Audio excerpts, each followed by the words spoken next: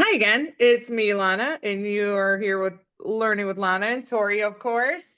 I just want to quick touch on what the difference is between being pre-qualified and pre-approved, because there is a pretty big difference. And if you are looking to put in an offer, especially on something fresh on the market, a pre-approval is going to stand a lot stronger, and there is a massive difference. So I want Tori to just kind of go over the two things because I have gotten asked this question quite a bit because I've had buyers come to me and be like, hey, I have a pre-qualification. What does that mean? So, Tori, can you just touch on why it's so important to actually be pre-approved and not just pre-qualified and what the differences are? Sure. So a pre-qualification, basically in a nutshell, is just you've given your information verbally to someone, a bank, a computer. You can even do that with us. You can put your information in.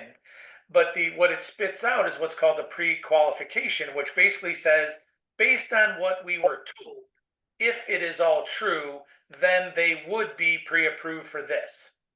And people think because it's on a fancy piece of paper and it came from a bank or even from us, that it's Right. a strong offer, right? But it's not really worth the paper it's written on. If I told someone I made $10 million and had $20 million in the bank and had a 700 credit score, I could probably be pre-approved for an $8 million house, but none of that is verified. So the Hmm. pre-approval is much different. That is giving someone like ourselves your verbal information, same difference. But then we're going to ask you to show the backup paperwork. Let me see the income, the assets, because when that comes out, the pre-approval is going to say this client has shown their income, which has been verified, their assets, which has been verified, their credit that's been verified, and we run it through a system, an underwriting system, whether it be FHA, conventional, Fannie or Freddie Mac, USDA, VA.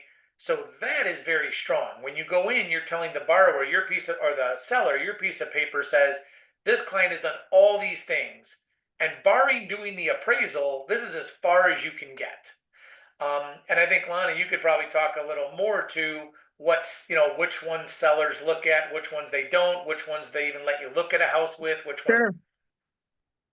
Yeah, absolutely. I mean, as a listing agent, pre-qualification almost doesn't mean anything, honestly. We'd want a pre-approval letter.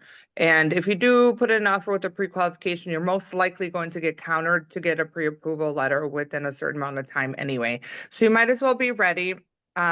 Especially like we said, in our last week's video, you might be fighting one and a half buyers. So at least one. So you definitely want to be pre-approved so you can make a strong offer. So you're a lot less of a risk as a buyer for sure. Yep. But yeah, so I think that's it. If you guys have any more questions on, or if you've received a pre-qualified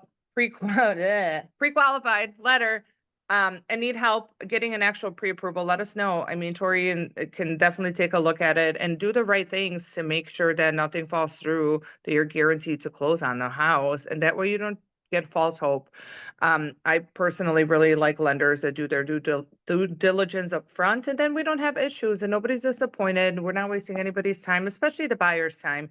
And once you guys start packing and start doing things and try to put in offers, it's important that we're ready to go. Yep. But yeah, so let us know what you need. If you have any more questions, reach out. You'll have my number on the post and we'll go from there. Thank you. Thanks, everyone.